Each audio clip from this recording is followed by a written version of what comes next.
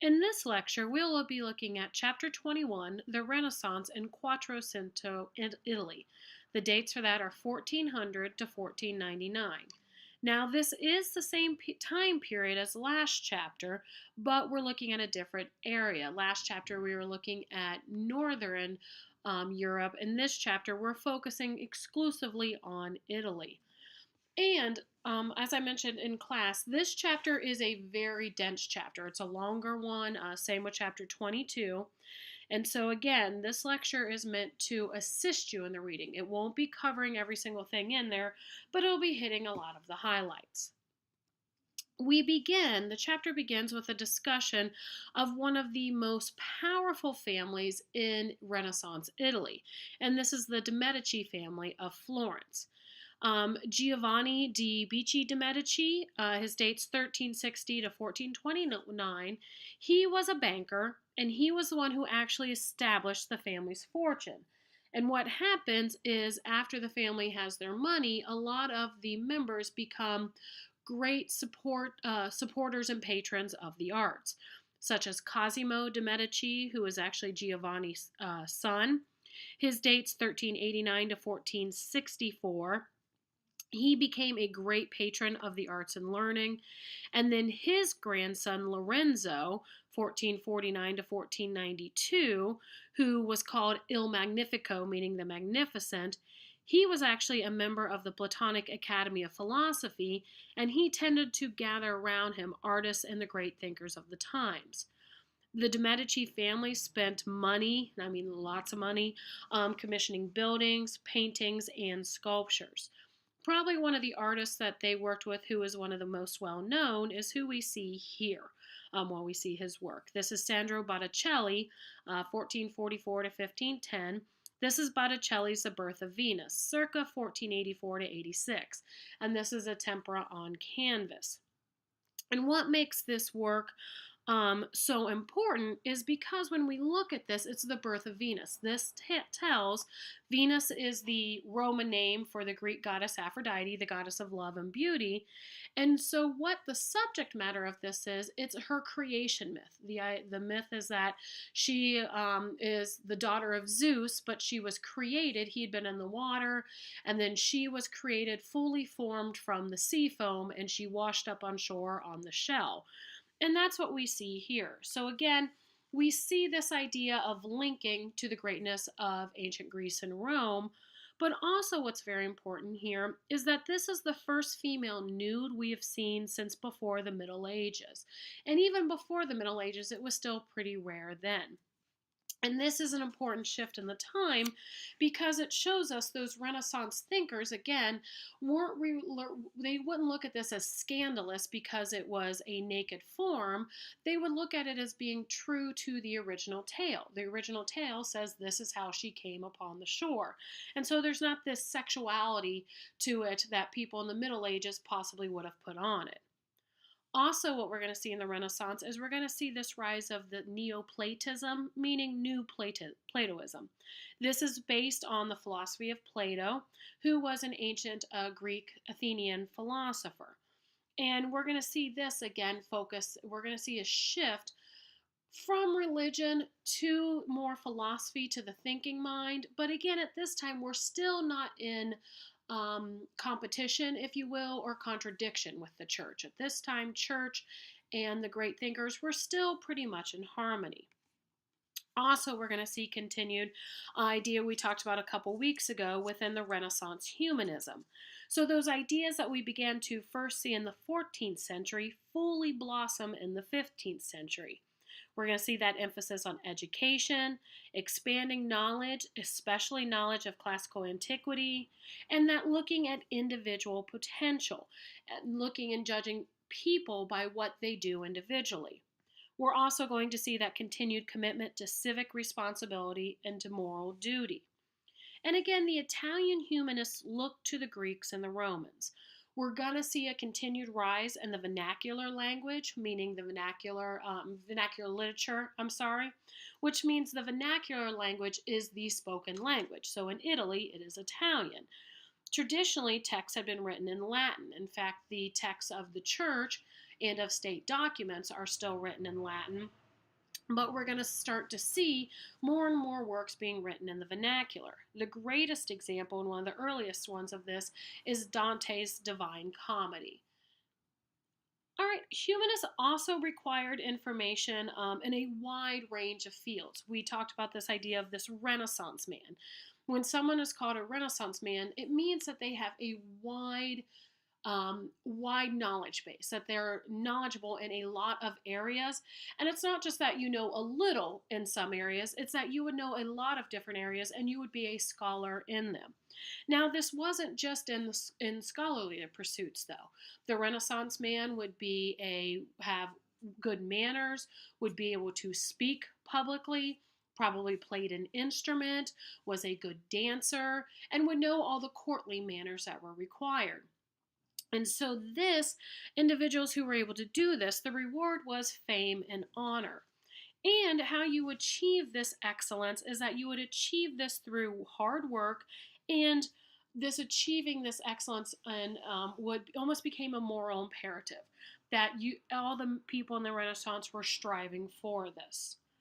Now, we do say this does expand some of the ideas to some of the lower classes, but we have to face that reality that these humanist ideas had its greatest impact among the elite and powerful. All right, well, now we're going to shift our focus to Florence, and we'll actually stay here for most of the chapter. The reason why Florence is so important is because Florence is the center of the early Renaissance. In fact, Florence called itself the New Athens. It was a very wealthy city-state, and this is where the Medici lived and supported the arts. They were the bankers of the Republic of Florence, and then we'll see at a time they actually will become the leaders of it. Well, first we're going to look at sculpture. And what's interesting, in 1401, there was a competition to make the bronze doors for the east portal of the Baptistery of San Giovanni, which is for St. John the Baptist. The baptistry is the part of the church that's used for baptisms, and it's actually a separate building. Well, for this baptistry, it's directly beside the cathedral, and the doors that were the east doors, these were the ones that faced the cathedral, so all people would see this. What's interesting is at the time the city-state of Florence decides to hold this competition, Florence was actually under siege from the Duke of Milan, Duke Visconti. By 1401, his troops had completely surrounded Florence. Well, instead of call to arms, what the Florentine officials did is they called for the citizens to defend the city's freedom, but to do this by adopting the Republican ideal of civil and political liberty associated with ancient Rome. And so the decision was made to beautify the building in the face of military threat. And this was seen as, from the people of Florence, that it was an expression of freedom and of defiance. And so they held this competition instead of really kind of worrying or fortifying the city against this siege. Well, in 1402, Duke Visconti died suddenly and Florence was safe. And so it kind of bolstered the idea of what the Florentine people did was correct. Well, back to the competition. What happens is each entrant submitted a similarly framed relief panel depicting the sacrifice of Isaac. And each of these panels, a relief panel, is a sculpture that is still attached to the background, so it can only be viewed from one angle. And then each one were in these quattrofoil frames that you see here. The sacrifice of Isaac, if you're not sure, that's from the book of Genesis. And this is where Abraham was called on to show his devotion to God. And he was asked to sacrifice his only son because God willed it. And what you see in the story is he, after some turmoil, he decides to do it. And then an angel swoops in and stops him. Basically, it was just a test.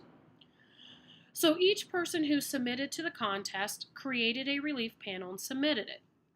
We know there were 7 semifinalists that were selected by a jury, but we only know of the 2 finalists. And the first one you're seeing here, this is Filippo Brunelleschi, 1377 to 1466, and then Lorenzo Ghiberti, who we'll look at his in a second, 1378 to 1455. At the time of the competition, they were actually both very young men. Brunelleschi was 24, Ghiberti was 23. And then both of these surfaces are gilded bronze. Well, first we're looking at Brunelleschi's entry.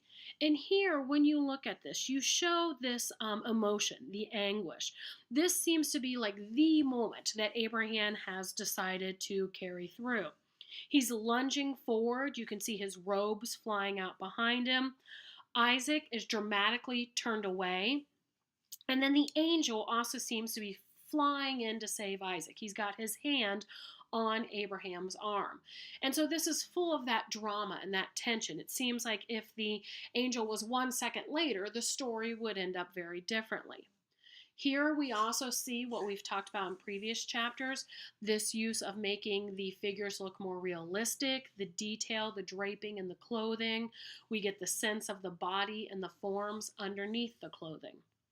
And then from a technical aspect, this panel actually consisted of different cast pieces, and then they had to be put together onto the panel, which means you needed to use more bronze and that it was going to be much heavier. Well, this work is Ghiberti's entry, and this one emphasized more grace and smoothness. Abraham is in a typical Gothic pose. See how his hip is out thrust? And then look at Isaac. Isaac in this one looks very different. And how the body is posed is he actually looks like a Greco-Roman statue. And he's also a nude figures. And many art historians claim this is important because they claim this is one of the first classical nudes we've seen since antiquity. Also, what we see here is this shows Ghiberti's understanding of how the human muscular and skeletal structure move the human body. Here, Isaac is on an altar that is decorated with scrolls of a type that commonly adorned Roman temple friezes. So again, we're finding that connection to ancient Rome. And here we see this one is not quite as dramatic. This seems to be the moment where Abraham maybe begins to move towards Isaac. We see his robe fly out a little, but the angel in this one, which is in the upper right, he's still a little bit further away. So it's not quite as dramatic. However, we do again see in this that it reflects these ideals of humanism. We see the spatial illusion in the work, this attempt to make it three-dimensional. And then interestingly enough, this panel was actually only in 2 pieces. And so it reduces the amount of bronze that would be needed, and it was much cheaper and lighter to make than Brunelleschi's. Well, from the competition, Ghiberti actually won the competition. Interesting enough, we talk about in the text, Ghiberti is also seen as the first Renaissance art historian. He wrote the Commentary, which is in 3 books, commenting first on classical art and then leading up to the art of his own time. And he claimed that Giotto was responsible for bringing about the new art that we see in the Renaissance. All right, well, we've talked about relief panels, but now sculptures at this time are actually becoming more and more full round. And I don't have this pictured here, but it talks about it in your book. And this is some of the sculptures in the niches outside of Or San Michele in Florence.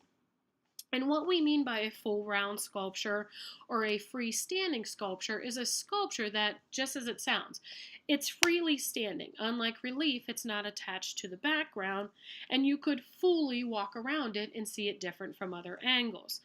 Well, we're not quite there yet. When we look at Nanni di Banco's 4 Crowned Saints, which again is in the niche outside of Or San Michele, here we see 4 men standing together. In fact, they're the patron saints of the Guild of Stone and Woodworkers who was commissioned to fill that niche. And what we see here is in these 4 men, we see these very, very individual personalities and the details on them. They are almost freestanding, but they're not quite. They still are attached to the background. This is what we call high relief. High relief is where the work is projected by at least half of its depth. And so again, we're going to see this idea of showing works realistically, as things were. Now we're going to spend a little bit of time talking about Donatello, 1386 to 1466. His name is Donato de Nicola Bardi, but he is known as Donatello. He had actually been an apprentice in Ghiberti's workshop, and in his work, we're going to see him also incorporating these Greco-Roman ideas. In the image on the left, St. Mark, 1411 to 1414, which is marble, 7 feet 9 inches high, we're going to see what's called contrapposto. And this is the idea, we saw this in some of the ancient Greek works and Roman works, is where it's a balancing of the weight. Think of how humans stand. We naturally kind of tend to shift our weight from one side to the other. And when we do this, if say you're standing and your weight's on your left leg, that part of your body is more in tension and the right side is more relaxed, and it's much more natural looking. And that's what you see. Look in St. Mark here. So what we see is this influence of the Greek artists. In fact, the Greek artists recognized that the human body is not a rigid mass, but a flexible structure that moves by continuously shifting its weight from one leg to the other. Also within St. Mark, we see this illusion of depth to it, and we see the realisticness when we look at the draping of the clothing, the details on the form himself. And then the image on the right is St. George, 1415 to 1418. It is also marble, and it's 6 feet 10 inches high. And this was also placed in one of the niches on the north side of Or San Michele in Florence, Italy. This niche was assigned to the Guild of Armorers and Sword Makers. So what we see here is St. George. And St. George was a knight. He's most famous for slaying the dragon. And he stood with a sword and shield, and he also had a bronze helmet. But the bronze sword and the helmet have since been removed. And what's interesting is when we have this image of a warrior on the outside of a building, it's supposed to play to the idea of an individual's civic role within the city-state. And so it shows St. George, who looks almost ready to spring forth and defend Florence. But what's even more interesting is directly below St. George is a relief sculpture. And in this sculpture, it shows St. George slaying the dragon. However, this one is a turning point in Renaissance sculpture because it uses the use of atmospheric perspective. Remember, atmospheric perspective is that objects that are supposed to be closer to the viewer are larger and in more detail, and objects that are supposed to be further away are smaller and not quite as clear detail. So when you look, we see St. George and the dragon up in detail very close, but in the background you can see the trees and such. The building on the right, you see it receding into the distance. And this is this use of perspective in a relief work, and again, it's supposed to make it seem more natural, that we're seeing the world as it already is. We see this continued in Donatello's The Feast of Herod, 423 to 427. And this is gilded bronze. This was a panel on the baptistry front of the baptismal front of the baptistry in Siena Cathedral in Siena, Italy. And so here again, we see this mastery of perspective in relief sculpture. This shows a scene from the life of John the Baptist. We have Salome dancing before King Herod. And this is actually the moment on the left. You can see the executioner is delivering the head of John the Baptist to the king. But what's more interesting here is in the background you see two successive arched courtyards. And here we see what's called linear perspective. Linear perspective that goes to a vanishing point. When you look at the the arches on the left, and we can tell it gets closer and closer together. That is, imagine as you're looking at train tracks or a street in the horizon. The two lines go towards each other until they get to a vanishing point. And this is one of the first times we have seen this used in relief sculpture. All right, also Donatello's work, this is on the right. This is Donatello's David, circa 1440 to 60. It is a bronze, 5 feet 2 1/4 inches high.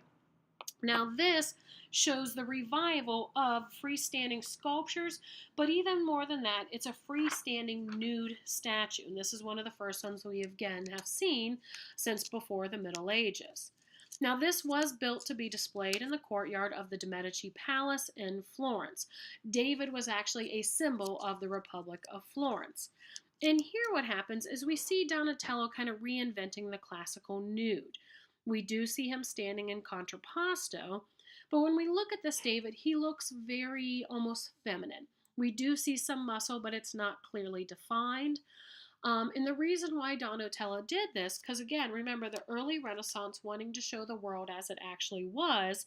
Well, in the Bible, David is described as a beautiful youth. And so that is why Donatello is depicting him this way.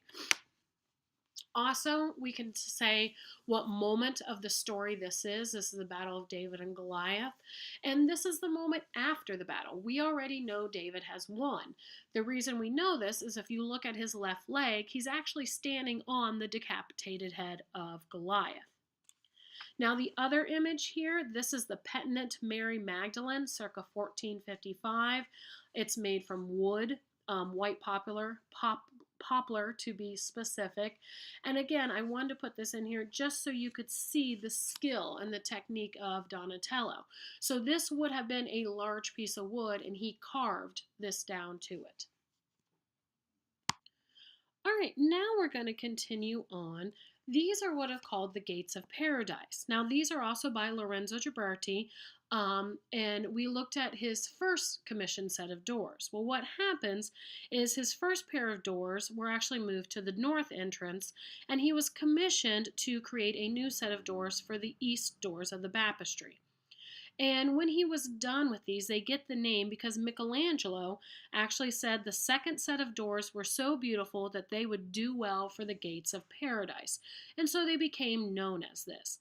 And what we're going to see here is he made some drastic changes from the first set. First, he reduced the number of panels from 28 to 10, and he abandoned the quatrefoil frames. Now, each panel is a relief sculpture that depicts episodes from the Old Testament. He used techniques that make it almost look like each panel is a painting in their depiction of space. We see the illusion of space through both linear perspective and atmospheric perspective. And then in the smaller panels around, he created busts or relief sculptures of figures. And in fact, some of these figures go so far, they're such high relief, that they almost seem to be fully in the round. And Ghiberti himself claimed that he tried to imitate nature as closely as he could, and then he achieved in this set of doors a greater sense of depth than had previously seemed possible in sculpture. All right, now we're going to move to another freestanding sculpture. Here again, we're going to see the influence of ancient Greece and Rome.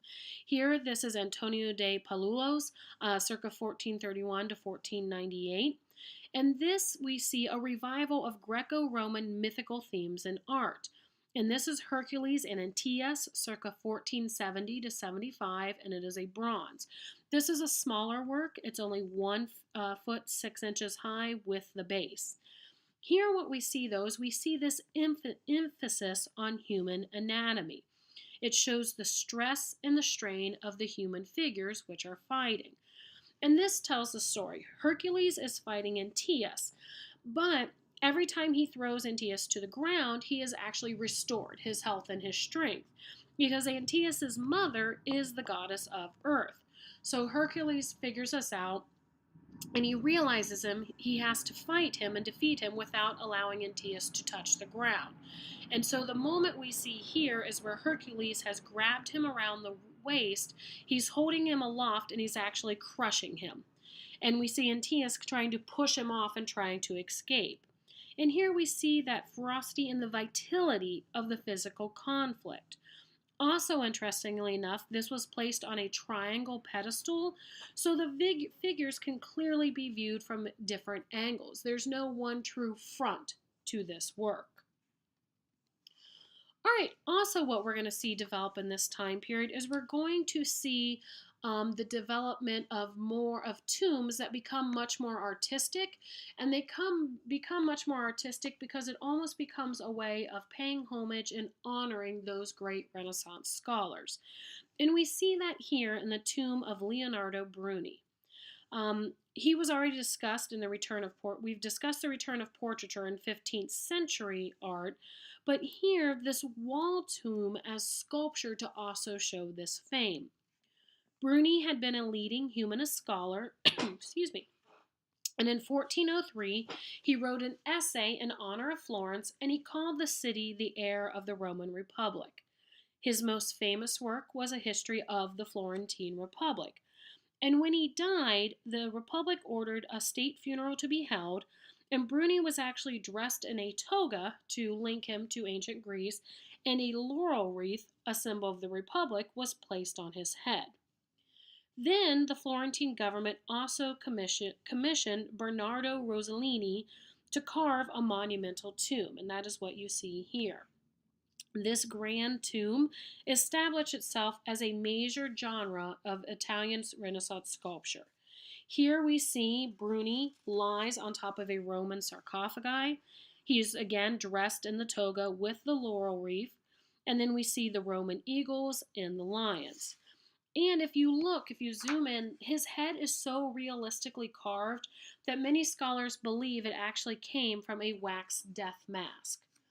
On the top, on the bottom, you see two winged victories which hold a plaque with the Latin inscription stating, "History mourns the death of Leonardus.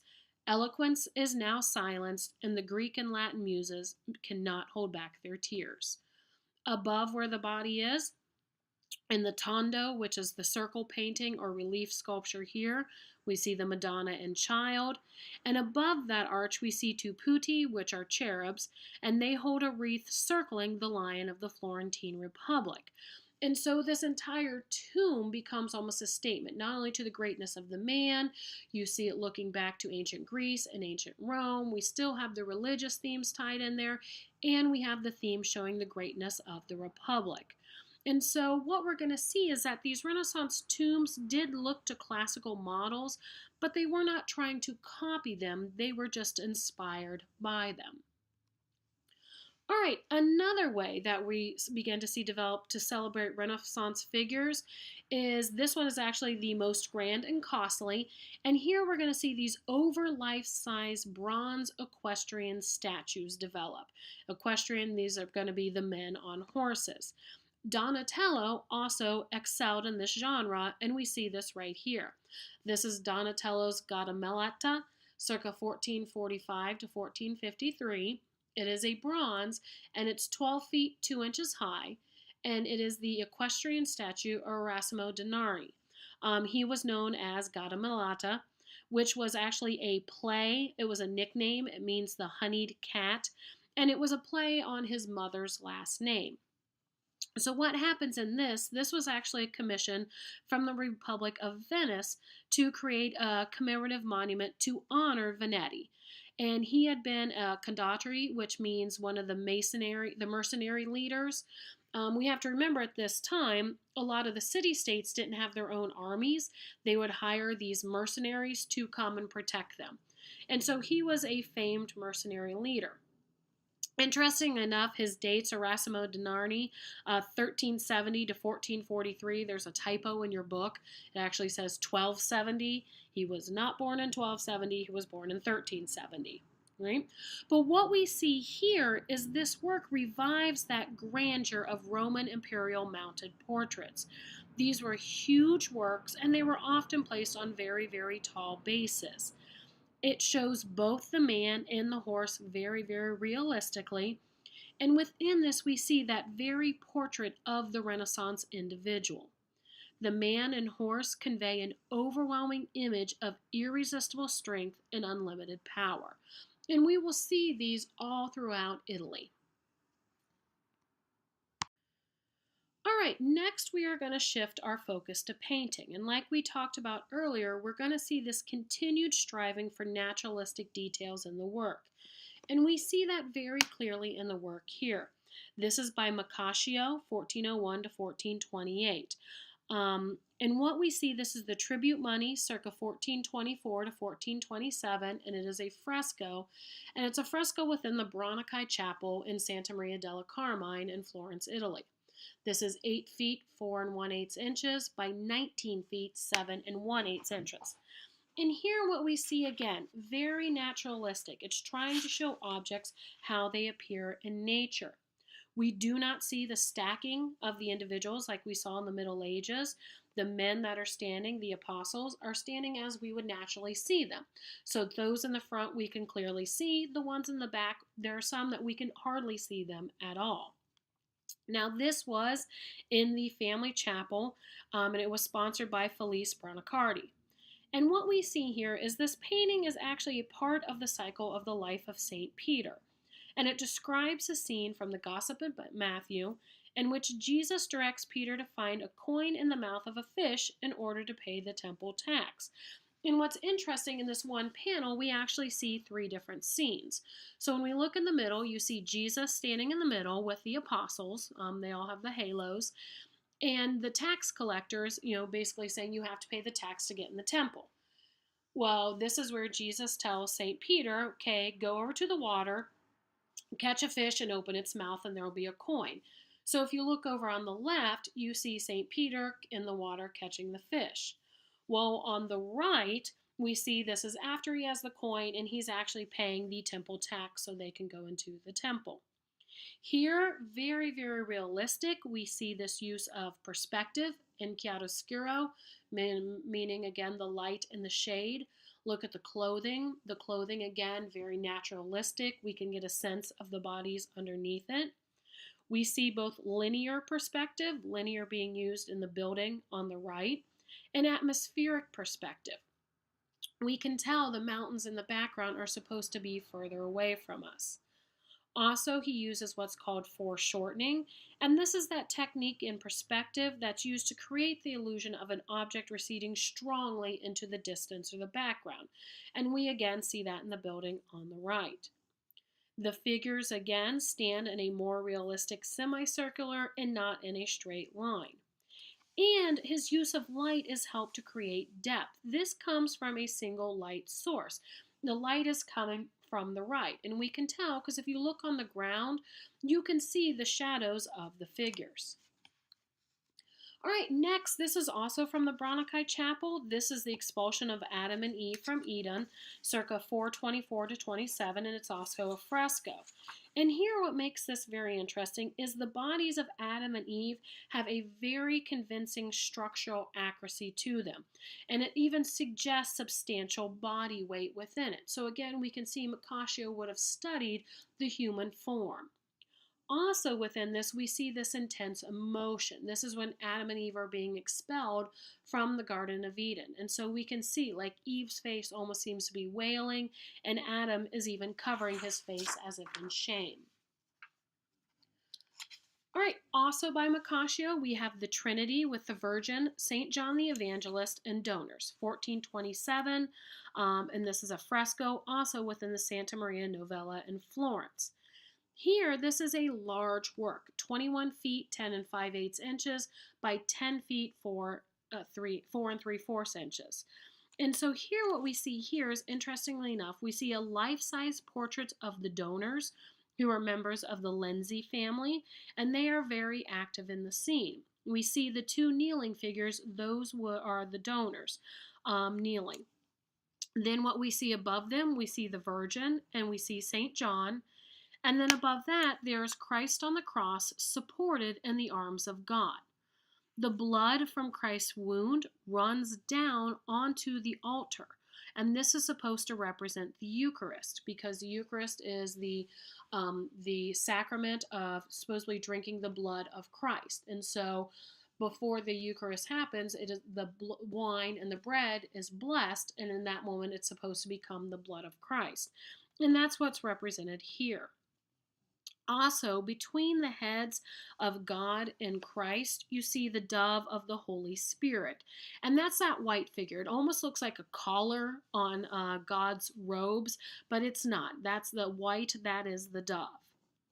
Also, what's very interesting in this again is a fresco. It's a two-dimensional work, but how he used perspective.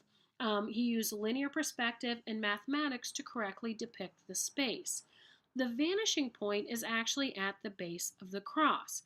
And the figure in the church actually looks up at the Trinity and looks down at the tomb.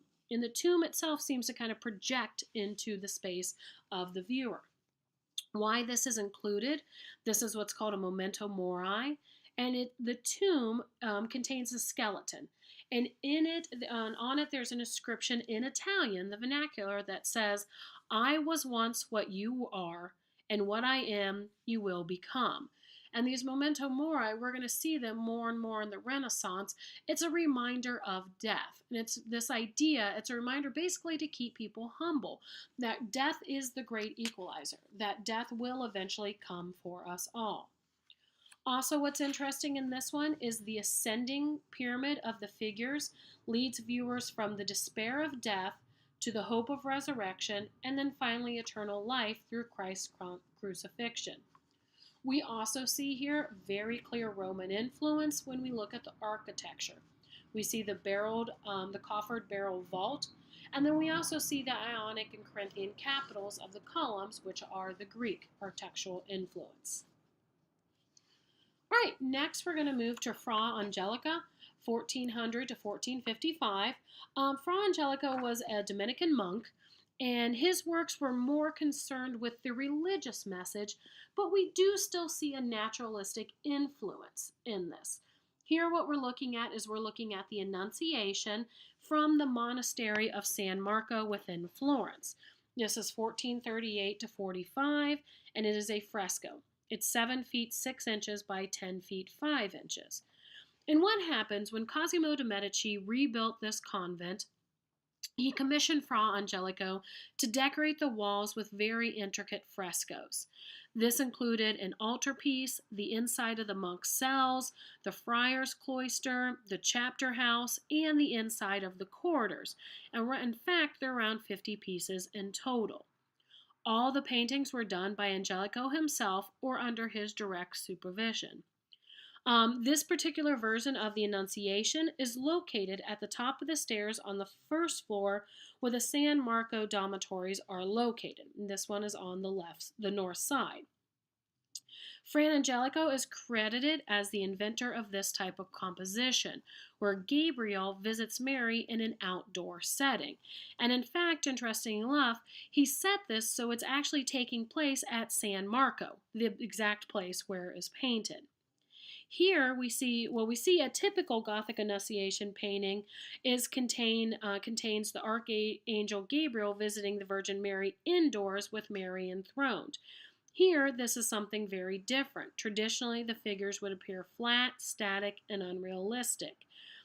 This painting in particular is supposed to have achieved heights of singular excellence. Here we see again, it's outside, it's in the portico of the building. And then the way it handles space and lighting is revolutionary because it's a transition out of the Gothic period into the Renaissance. We see somewhat of awareness of the spatial arrangement, but the figures themselves actually seem to kind of float in air. This beginning attempt at linear perspective, it doesn't end in a vanishing point, and so it causes the figures to seem almost lopsided and disproportional. The arms are crossed. This is actually a sign of respect and represent the crucifixion. And the scale of the figures is not quite right either. If these both stood up, it almost seems as if they would be hitting their head on the ceiling. The lighting is also not quite realistic. However, interesting enough, in the courtyard, these were accurate depictions of real plants. However, they're very, very equally spaced. So it's not how they would be in nature, but it's more of a medieval practice. We do also see, again, some of the Greek and Roman influence in the architecture. The Corinthian capitals are from Greece, and then the arcades, or the arches, are Roman. All right, next we're going to look at the work of Domenico Ghirlandaio, 1449 to 1494. And here what we're looking at, this is the Birth of the Virgin, circa 1485 to 1490, and it is a fresco. And this is also located in the Santa Maria Novella in Florence, Italy. This work was commissioned by Giovanni Turabani, who was a wealthy Florentine, and he commissioned Ghirlandaio to paint a cycle of frescoes depicting scenes from the lives of the Virgin and St. John the Baptist for the choir of Santa Maria Novella. Again, we are looking at the birth of the Virgin, and what we see here, we see a very, very highly Renaissance-inspired decorated room. The Virgin has just been born, and if you look in the right foreground, she is being bathed by midwives. Saint Anne, who just gave birth, is reclining in the right midground. The composition effectively summarizes the goals of the Quattrocento Florentine painting. We see clear spatial representation, statuette figures, and rational order and logical relations. However, what's very interesting about this work is the dominating presence of the donor's family in this very religious message. We see the group of women in the mid to left foreground, and what we see is the first woman standing. This is actually his only daughter, Ludovico. She leads a procession of young women, and she's almost completely in the center axis. So she almost becomes the focus of this fresco. And what this reflects, it reflects the place she probably held in Florentine society, that she would be seen as an important and central figure in the work. And in fact, she almost seems to be dominating. The work almost seems to be more about her than Saint Anne or the Virgin being born. And so what we're beginning to see here is we're getting to see this secularization of religious themes. In fact, in each panel on the frescoes, a different family member is very prominently appears in each scene. Again, we see the same Renaissance humanism ideas, the spatial representation, and the clear details within the work. Also here, we see another work by Ghirlandaio. This is, we think, Giovanni Tornabuoni, 1488. This is an oil on tempera on wood. And this is actually an individual portrait that was done by a wealthy family. And we think this was the wife of Lorenzo Tornabuoni, who was a cousin to the de Medicis. Here we see the artist uses the traditional profile pose, but it shows a proud and beautiful figure. And most people think this is Giovanna, and because of the words in the background. The words in background are an epitaph. And it actually says, if art could depict character and soul, no painting on earth would be more beautiful. And it's thought that this is created for her kind of as a memorial because she died in childbirth in 1488 at the age of 20. All right, next we're going to go back to Sandro Botticelli. We started the chapter with talking about him. And what happens and what we see in his work, again, he's examining the life of the spirit, and his work becomes less of a realistic and natural representation. He was not as concerned with realistic perspective, and we see in his works almost this removal of some of the scientific knowledge that is shown in other works. He does use the use of allegory in many of his works, meaning we see these Greek and Roman tales, but they also stand for a Catholic religious meaning. We've already talked about the birth of Venus, and the idea in that one is that it shows Venus was formed of the foam and sea, but it's supposed to allude to the idea of Mary, and that Mary having Jesus through Immaculate Conception. Right? Venus was just formed from the man. Jesus just came, to the Virgin Mary. What we see here is Botticelli's La Primavera, or Spring, circa 1482, and it's a tempera on panel. And the reading of the picture is from right to left, so it's actually opposite of how we usually read works. Here, Zephyrus, which is the west wind, or the biting wind of March, he kidnaps and possesses the nymph Chloris, whom he later marries and transforms into a god. She becomes the goddess of spring, who is the eternal bearer of life. And here we see spring in front of her is scattering roses on the ground. And the painting here is supposed to reflect the idea that earthly love is compatible with Christian theology. All right, the next section of the book is going to talk about architecture. We're just going to skim over it very quickly because we're going to continue to see these advancements in architecture. We are going to continue to see a clear Greco-Roman influence in the works. And so Filippo Brunelleschi, who we talked about at the beginning of the chapter in the competition for the panels for the baptistry doors, he was also a very, very well-known architect. In fact, he probably became more famous for his architectural works. He actually finished the dome on the Florence Cathedral, and he designed the Hospital for the Innocents, which was an orphanage within Florence. Here in his work, you see the strong Greco-Roman influence in the design, the columns and the arches. But we also see a new mathematical harmony and a very restricted color scheme. In fact, the text states the calculated logic of the design echo that of ancient Roman buildings, but contrasts sharply with the soaring drama and spirituality of the nave arcades and vaults of Gothic churches.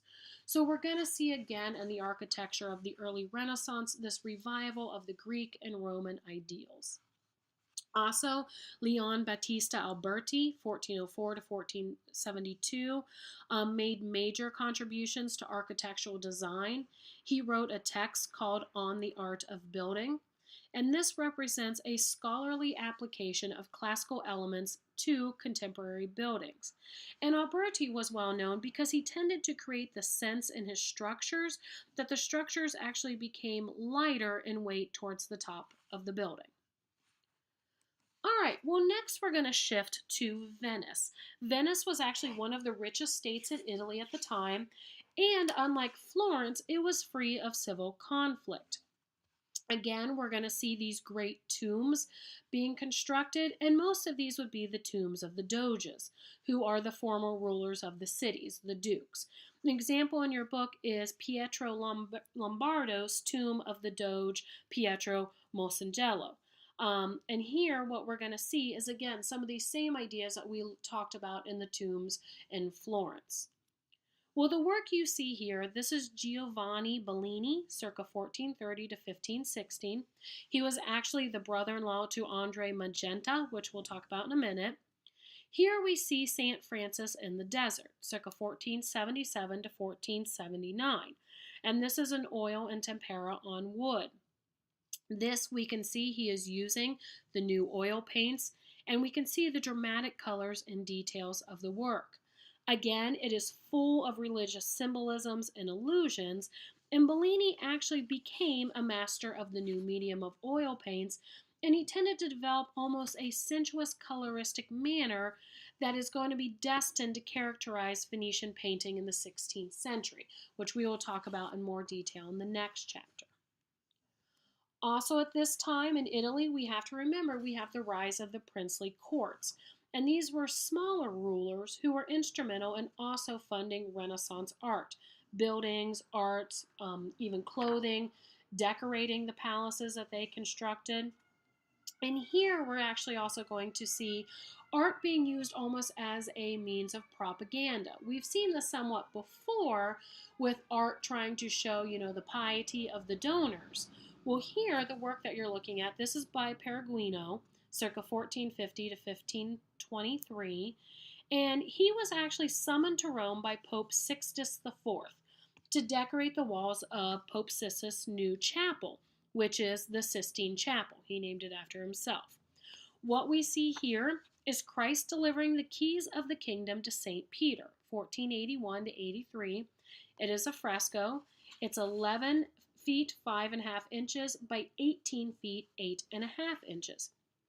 Here again, we see the same naturalistic use of representation. We see the use of perspective, both linear and atmospheric. We see different religious scenes and symbols throughout the work. We also see a clear Roman influence by the triumphant arches in the back, the left and right background. But what makes this very interesting is this actually works as a work of propaganda, because this is the moment where Jesus is literally handing the keys of the church to St. Peter. St. Peter is the one, he is the cornerstone, the foundation on which the church is built upon, and St. Peter is actually the first pope. So the Pope has this work commissioned within his own chapel, and in a way, it's a way of showing and glorifying the papacy itself, that it's based off of St. Peter. How did St. Peter get the keys to the church? Well, Christ himself handed them to them. All right, now this is going to be a work that's significant different. This is Lucia Signorelli, circa 1445 to 1523. He was also employed by Pope Sixtus IV to paint in the Sistine Chapel, but what we're looking at here is actually a work he painted for Pope Alexander VI. Here, this is the Dam Cast into Hell, 1499 to 1502. And it's in the San Brisan Chapel within the Orvieto Cathedral, which is in Overarti, Italy. This fresco is actually 23 feet wide. It is a very large fresco. But what we see here is we see this, full of emotion and very fiery, violent action. Here we see the damned are being flung into hell, and then many of them in this mass are being tortured there. Yet we can look at each individual figure and we can see Signorelli's interest in the human body. This depiction of muscular bodies in violent action shows his intense study of the human form. Also, it does have the biblical theme. It shows the horrible consequences of a sinful life that is full of terror and rage. Well, next we're going to move to Urbino. And here Urbino at this time was ruled by Duke Federico de Montefeltro, 1422 to 1482, and he came to power because he was a military leader. Here, the next two works we're going to look at are by Piero della Francesca, circa 1406 to 1492, and he was one of the most renowned painters in 15th century Italy. He was very interested in portraiture, and that's what we see here. The portrait on the left is Battista Sofra, and then on the right is Federico de Montefeltro, 1472 to 73, oil on panel. Now, what's interesting in this is that both of these, again, are in the traditional profile, but when we look at the landscape, they're actually above it. The images are held high above the landscape, almost to reflect their own place in society. They are noble, they're elevated, and they are grand. Again, this profile was also very popular in the early Renaissance, but the idea of it also was it was to show the sitter's most distinctive features. Now, many people think this was commissioned as a memorial to Battista because she died earlier in the year this was painted. Many believe that the details were taken from a death mask of her. We also see within her the style of the time, the plucked and shaved forehead, the elaborate hairstyle, and the jewels. Many people think her pale complexion is supposed to show again that she had passed away. Now, interestingly enough, usually when we see couples in portraits, it's the male on the left and the female on the right. However, Federico, the ruler of Urbino, he is in left profile because, again, he was a military man, and he had actually lost his right eye and the bridge of his nose in a tournament. So if you actually look at his nose, you can see there is a chunk taken out of it. So he turned that way, but otherwise he wanted it to be shown very realistically. In fact, he said he wanted it shown, quote, warts and all. Again, many scholars claim this was a way for Federico to pay tribute to his wife. This was his second wife, and they were married in 1460 when she was only 14. She gave birth to 8 daughters and then finally a son after 11 years. But she died of pneumonia 5 months later at the age of 26, and Federico actually never remarried. And we see this idea of him paying tribute to her continued in the Berea altarpiece. This is enthroned Madonna in spirits adorned by Federico de Montefeltro. This is circa 1472 to 74, and it is an oil on wood, 8 feet 2 inches by 5 feet 7 inches. Again, we see this very realistic perspective in the details. The architecture, again, the clear Roman influence. Above the Virgin, we see the shell and the ostrich egg. These are symbols that usually accompany the Virgin. Yet each figure almost seems to be an individual form that you could remove. But what's interesting here is we see Federico kneeling in prayer, which is common for donors, but the space opposite him, where the wife would be, many scholars believe this space was left open in purpose, and that it was left empty in honor of Battista. Part of that is supported by we see John the Baptist standing there, which was actually her patron saint. All right, next we're going to move to Mantua. This was ruled by the Marquis Ludovico Gonzaga, 1412-1478. And Mantua is in northeastern Italy. Again, Gonzaga was a famed military man, and when he was in power, he started the redesign of the Church of Sant'Andrea, which incorporates two major ancient Roman architectural motifs, both the temple front and the triumphal arch. But what we're going to look at, some works by Andrea Mantegna, circa 1431-1506. He was employed by Gonzaga to decorate Gonzaga's palace, the Palazzo Ducal, which means the Duke's Palace, and especially the bedchamber, or the chamber of the newlyweds, and the audience hall. And he wanted these works meant to impress anybody who was there. And you can see the entire room took about 9 years to complete, and it is an intense fresco program. In fact, the entire room is completely decorated in the fresco. It is the first completely consistent illusionistic decoration of an entire room. And he also uses what's called trompe-l'oeil. It's a French term which means trick of the eye. And what this does is it tricks the human eye into thinking things are three-dimensional. And we clearly see that in the work here. Here what we're doing is we're actually looking up at the ceiling. And this looks very three-dimensional. It looks like there are figures above who are looking down at us, and that the room is actually open. The oculi, or the eye of the room, is not enclosed, but it's open, and we see the naturalistic sky. There's different human figures, there are different cherubs, a peacock, which looks like it's about to fly down into the room. But all of these are shown very realistically. And again, this is all done and meant to impress the viewer.